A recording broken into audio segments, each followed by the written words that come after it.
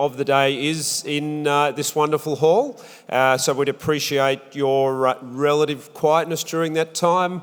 After that, I'm sure the stalls are going to be buzzing and there'll be a lot of conversation as the day goes on. My name is Mark Cubitt. I'm proud to be the chair of Electrify Boroondara Alliance. This expo is the outcome of the tireless efforts of over 100 volunteers, supported by Boroondara Council, and also our local, state and federal representatives from right across the political spectrum.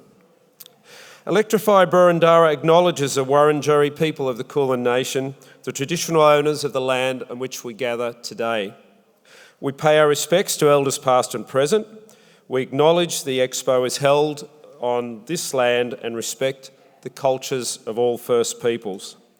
However, for our official welcome to country, please welcome Uncle Colin Hunter Jr.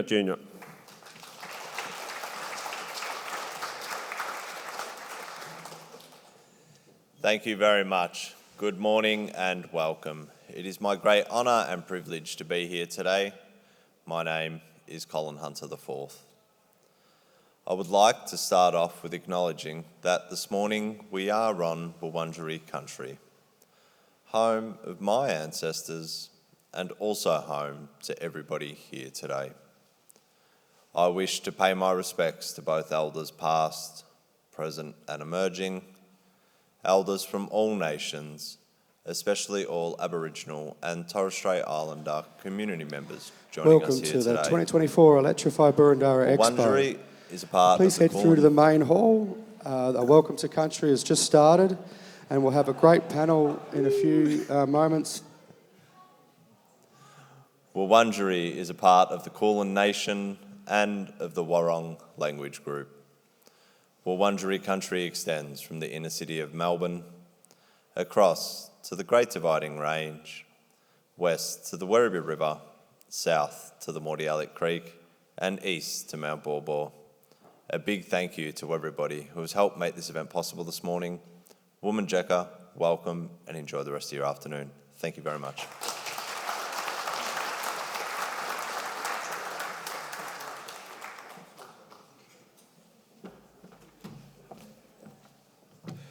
So again, welcome to our second Electrify Boroondara Expo. 800 registered participants and no doubt many welcome gate crashers coming through the doors as the day goes on. Allow me firstly to introduce Electrify Boroondara. We are a broad alliance of community groups and individuals that are dedicated to accelerating the transition to a clean energy future. Community, what does that mean? Well, we're independent, we're volunteer powered and we're not political. Together with the support from the City of Boroondara and our local elected representatives, we're educating and informing the community, with your help, about energy efficiency and electrification. Why? So that we can all save money. Why? To improve our health and comfort. And thirdly, to create a safer climate. Our goal is to inspire the community to swap gas appliances and petrol-powered vehicles for electrical alternatives powered by clean energy. We do this by providing information, initiatives and events, like today, to help people electrify their homes, their businesses and transport. And what bigger event could we hope for than today, which should all make us smarter about how to go on our own individual electrification journeys. Events like this don't come for free. They're firstly powered by thousands of hours of volunteer time. As I mentioned earlier, over 100 volunteers here today making this all happen. You can spot them easily in their Electrify Boroondara aprons. Some of us have chosen not to go the apron look. Then there's been a core team of 12 planning the Expo for over 5 months, led by our convener, Sophie Tawney. The Expo wouldn't be possible without the support of our gold sponsors, City Power and Solar Victoria. As well as those gold sponsors, we're grateful for the support of City of Boroondara, who have kindly made possible the use of this magnificent venue here today. Also, I wish to thank our silver sponsors, Houdini Plumbing, the SEC, Specialised Solar, Kay and Burton, Westinghouse and ENS. We've got an amazing array of speakers here today on the panels. They include, it's a long list so I cannot possibly go through all of them, but Lily D'Ambrosio, Victoria Minister for Energy, Environment and Climate Change. Saul Griffiths, renowned engineer and author with a video keynote. Monique Ryan, Federal Member for Kooyong. John Pasuto, State Opposition Leader. Tim Forsey, Energy Advisor specialising in home electrification. Guy Pritchard from SolarVic. Renata Vogt from City Power. Tim Washington, founder of Jet Charge. And Sarah Aubrey, influencer and electrification advocate. I want to thank each and every one of those speakers, stall holders, presenters and volunteers for giving up their Sunday for this important cause. Now, let me welcome our panel up on the stage here today. Firstly, if I can welcome up Phil Storer, who's the Chief Executive Officer of Boroondara Council. Monique Ryan, Federal Member for the seat of Kooyong. John Pasuto, State Member for Hawthorn and the Leader of the Opposition in Victoria. Lisa Hollingsworth, Councillor for Linden Ward, but more importantly, Mayor of the City of Boroondara. And Matt Freegan, who's a State Member for the seat of Ashwood.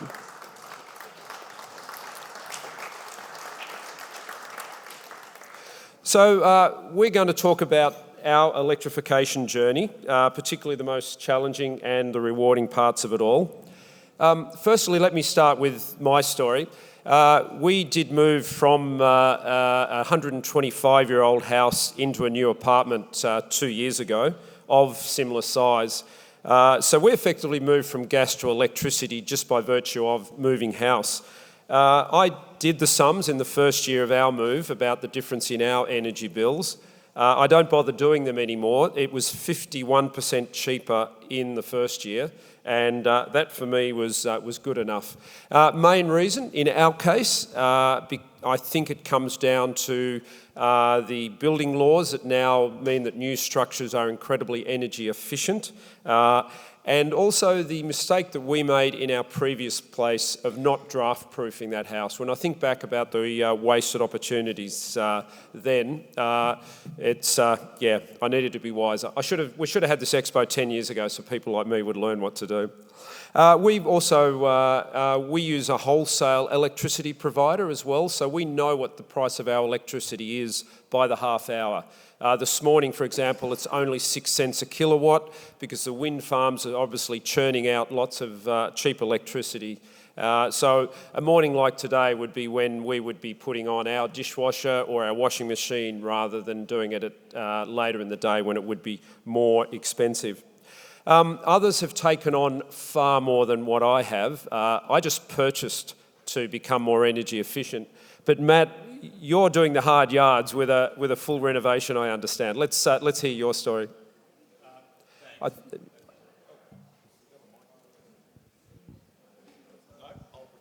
There you go. No. Try now. Oh, there we go. Yep. Morning, everyone.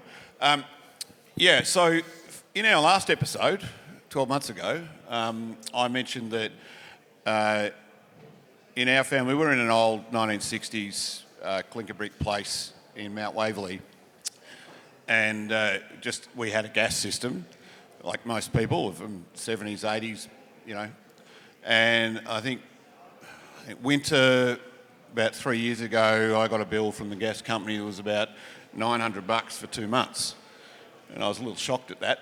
So I blamed the kids, obviously, for cranking the heating up.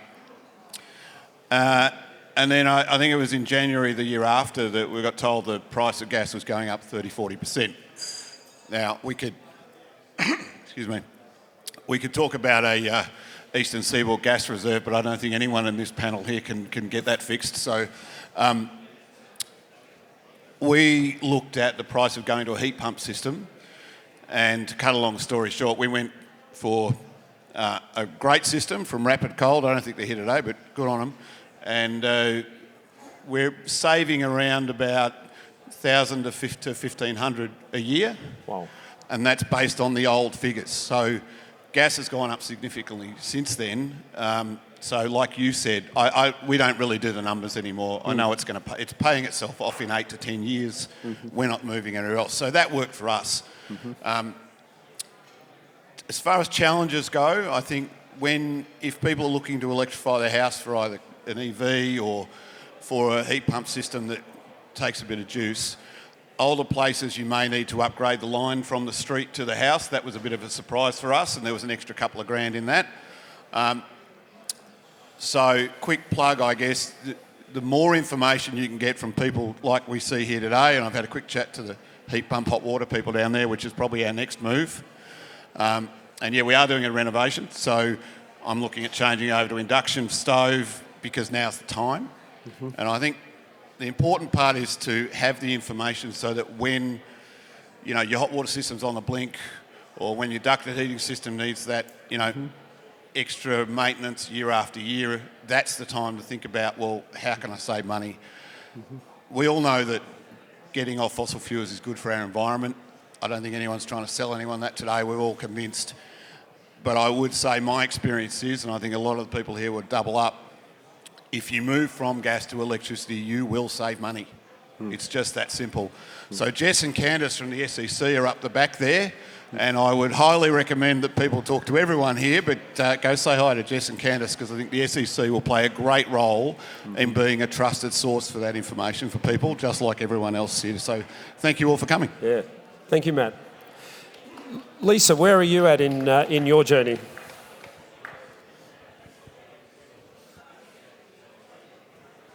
Good morning. Good morning, everyone, and thank you.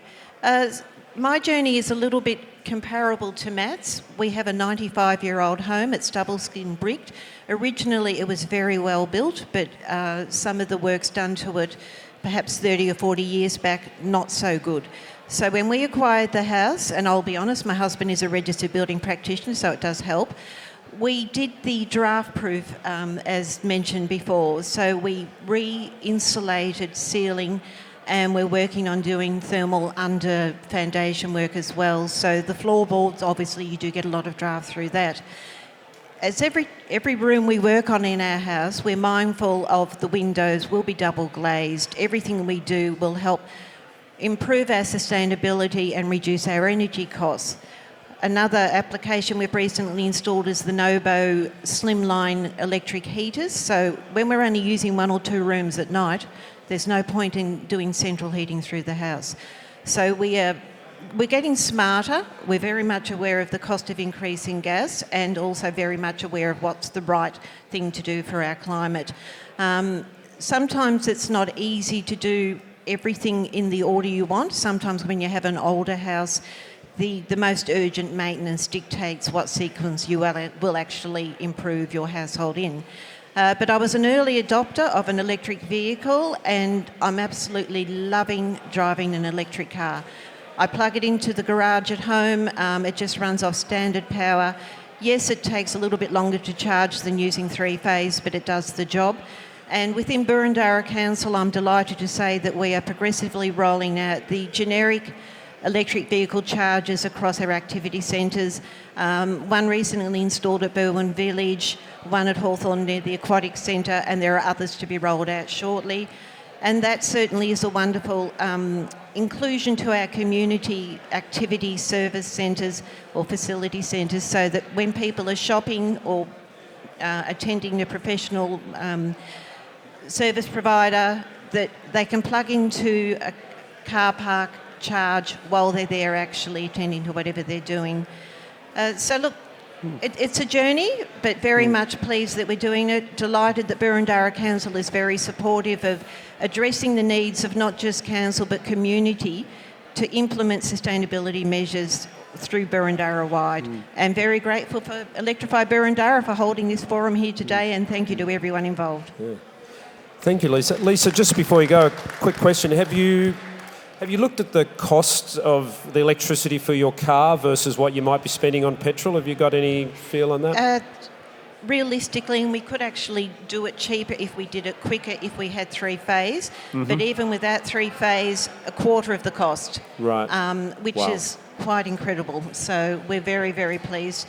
And look, with electric vehicles as well, they really don't need to be serviced. So once you have one, and ours isn't a hybrid, it's all electric, it's basically driving an iPad. It is a computer that software upgrades are uploaded to it.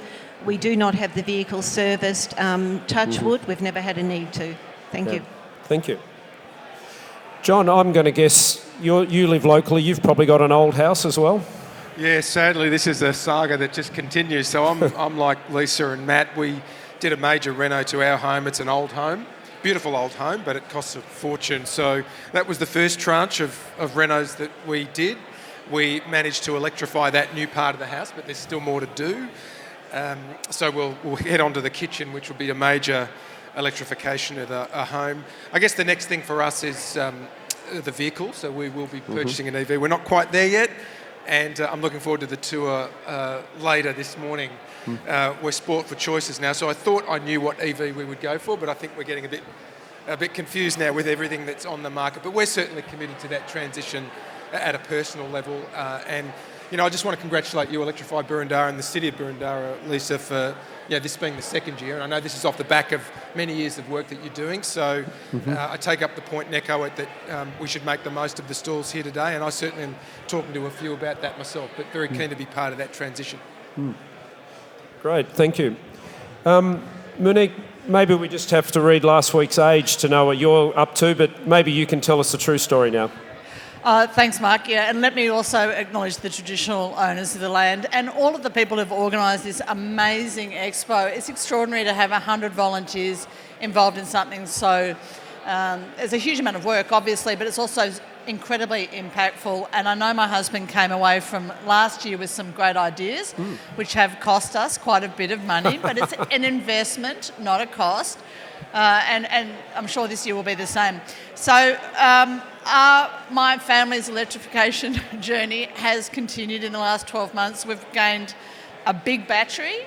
Apparently, as of this week, a second battery, I'm told.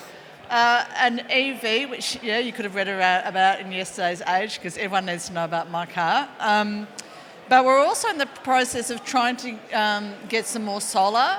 I'm just wondering if there's anyone that I could talk to who can give me permission to put a bit more solar onto the home. And it's given my husband something to think about as well. We call it electrification Tetris, which is the argument about when to plug in the EV, when to do that, when to do this. He is my own smart meter, essentially. And the next year, I guess, is getting off gas for us. Yes. Getting off gas. And we all know how expensive gas is. It's not getting cheaper. It's not an easy thing to do to get off gas.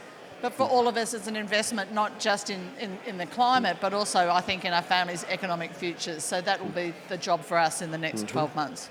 Yeah, great, thank you. And Phil, I think you might even have a holiday house where you've done a bit of work as well as what you've done here in Melbourne. Yes, thanks very much, Mark. My wife and I have a farm in central Victoria, and we had to build a brand new house on the property. So we actually took the opportunity to go completely off-grid. And I have to say, it's been a fantastic experience. The rewards, I guess, are no bills, and that's a wonderful feeling, I can tell you. But also, it makes you really appreciate more how much you actually use, how much energy you consume, because you're constantly monitoring what's happening, given you've got no other supply to fall back on. So that's really been a wonderful experience. There were a couple of challenges which might best be described as of a domestic nature, in that my wife did not want panels on the front facade of the roof, and unfortunately it was facing north. So we had to find a solution, which we did, to put them on the south side and stand them up so they would still get all the solar access they needed. The other challenge was switching off from gas. And I have to admit to a failure here, in that my wife refuses to cook with anything other than gas. And so we do have a gas cooktop, but everything else is electric, which I think has been fantastic. And I just really like to acknowledge the work done by Electrify Burundara. Council's emissions are about 2% of Burundara's total, and the communities are 98%. And Electrify Burundara is doing a wonderful job in working with Council to try and help the community understand how it can reduce its emissions. And I just want to really express my appreciation for the work that Electrify Burundara does. Together, I think we can make a significant difference to Burundara. I want to encourage you to do that. And today, I have to say, I'll be looking for opportunities to learn how to actually deal with double-hung windows in an old Californian bungalow, which provide lots of ventilation even when they're closed. So that will be my challenge for today. Right, okay, great. Thank you, Phil. Phil, can I just ask, if the house in the country is totally off the grid, are there ever any challenges as far as running low on the electricity you have stored in your batteries? Do you have to how much do you have to modify your lifestyle? Well, it makes you very conscious of how much energy you use. And we do have a backup generator which has not kicked in at this stage.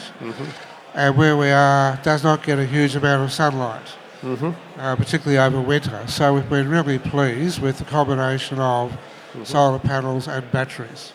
Right. Okay, yeah. So we might work back down the panel now. Phil, you've told us what you're aiming to get out of today.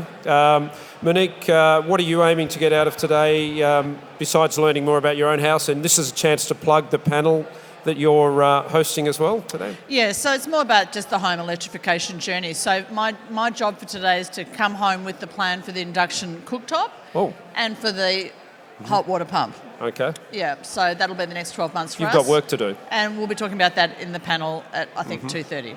Yeah. Okay. And John? Thanks, Mark. Yeah, I'm here with two hats on, obviously as the member for Hawthorn, but as Leader of the Opposition, you're also Alternative Premier. So you're constantly thinking about great ideas that, if developed up to scale, could significantly achieve progress towards decarbonisation. So I'm always keen on hunting around for the ideas that, if commercialised at that level, could really move us along that continuum. And I think some of you would have been to Raygen locally, a fantastic local outfit which will have a global footprint when its advanced solar panels take off. I mean, this is a highly concentrated solar panel, which when it goes off, it's a fraction of the size of the standard solar panel. You think about those sorts of things that governments can support in creative ways. There's a lot of great ideas, a lot of initiative in this hall today, so very keen to harvest that. Great. Lisa, what are you looking to get out of today? Thank you. Like what John just said, I'm actually waiting for some of the new technology and new advancements, and particularly in solar, so that you can get greater capacity for smaller panels.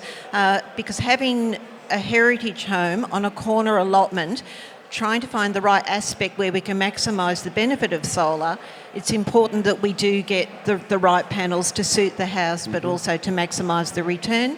And that's the beauty of advancements in technology, that each year coming to events like this, seeing what's available, seeing what's done overseas and what can be ideally also developed and manufactured in Australia is just wonderful. And these type of events will encourage more people to take up initiatives to ideally mass-produce technology here.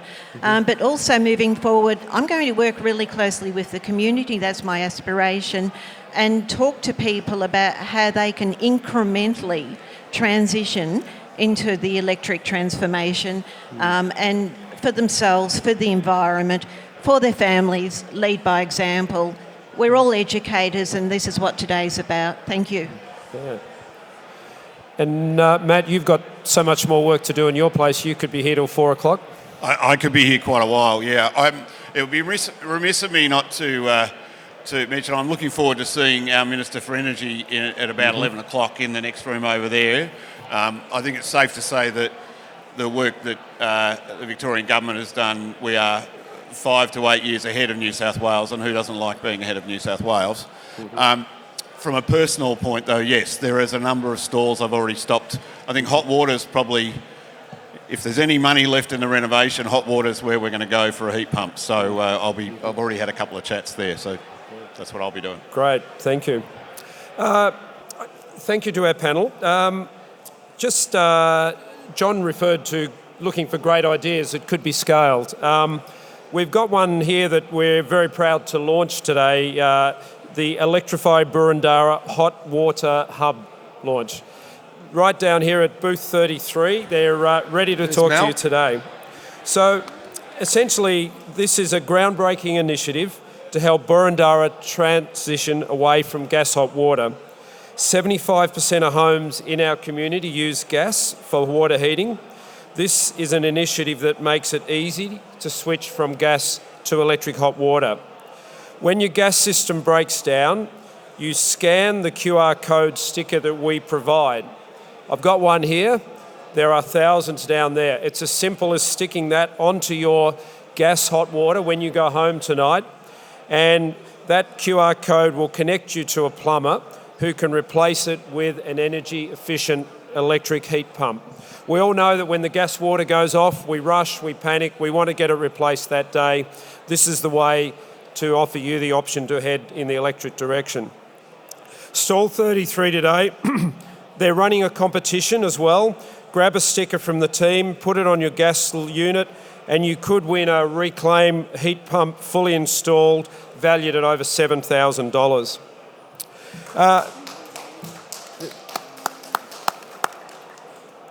In 15 minutes' time, our first plenary session next door in the Chandelier Room, Electrification What's New, an engaging and insightful session on electrification featuring an exceptional lineup of thought leaders and industry pioneers. And as mentioned earlier, our keynote speaker is the Honourable Lily D'Ambrosio, Minister for Climate Action, Minister for Energy and Resources and Minister for the SEC. The panel will be moderated by Rewiring Australia's CEO, Dan Cass, and will include a video from Saul Griffith, and also on the panel is Tony Wood from Grattan Institute. Please do note, by the way, that all the panels will be filmed and shared online, and photos will be taken during the event today. There is a lot going on here today. I've got such a long list, I'm not going to go through it all, but there is an electric barbecue that's powered by an electric vehicle outside. You've got to do yourself a favour and have a look at that, and buy a sausage from the sausage sizzle there as well. We've got a 12-seater all-electric van, an electric highway patrol car. We've got owner EVs out there today, so you can talk to the owners of EVs about their experience, not just the retailer, the dealers who are selling them. There's e-bikes to test drive. There's the induction cooktop demonstration. If you haven't registered already, there are a lot of door prizes, including an electric hot water system installed, valued at $3,600. Thank you to Houdini Plumbing for provision of that. A lot of family activities, the food zone as well, and so it's going to be an action-packed day. Again, could I have a round of applause for our panel? Thank you very much. Thank you, everybody. I hope it's an engaging, educational and enjoyable day. Thank you.